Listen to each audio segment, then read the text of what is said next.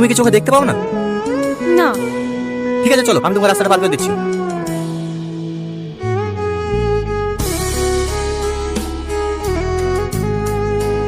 বলছি তোমার বাড়িটা কোথায়?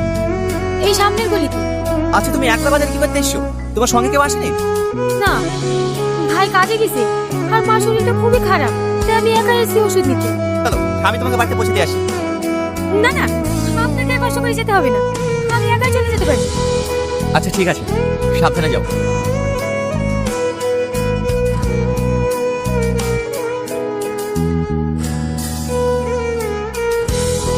এই স্টপ!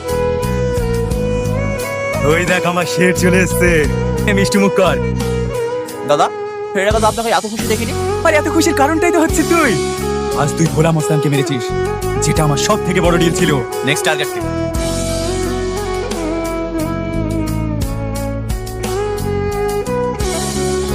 বাড়িতে কেউ আছেন? সাহায্য করুন না। কিছু বল বাবা। হ্যাঁ মা, আমার স্ত্রীর ব্রেন টিউমার, ও অপারেশন করতে অনেক টাকা লাগবে, কিছু টাকা দিয়ে সাহায্য করুন না। বাবু একটু বাইরে আয় তো। হ্যাঁ মা বলো।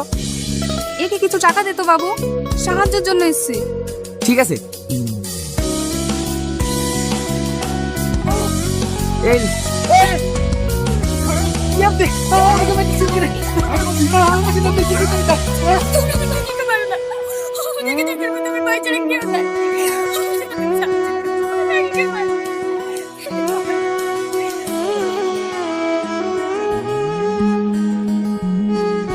প্রথমবার তুই আমার কাজ না করে ফিরে এসছি। কেন কেন টাকা পাইসনি? চুপ করে থাকলি যে?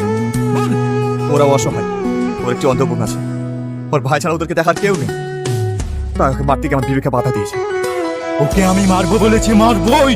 ওই অসহায় ছেলেটা কি এমন অন্যায় করেছে আপনি ওকে মারবেন? কি অন্যায় করেছে?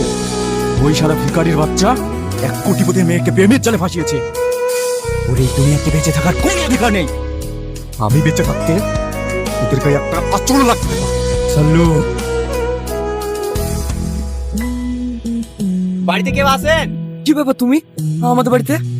হ্যাঁ আমি, তোমার মায়ের সঙ্গে কিছু কথা আছে। মা একটু বাইরে আসো তো। কি ব্যাপার তুমি? আমার ছেলের কোনো ক্ষতি করো না, ও কোনো অন্যায় করেনি। আপনার ছেলে কোনো অন্যায় করেনি। হ্যাঁ আপনার ছেলেকে বাঁচানোর জন্য আমি এসেছি। আপনাদেরকে একটু এবারে থাকতে হবে, তাহলে আপনার ছেলে যে কোনো সময় বিপদ হতে পারে।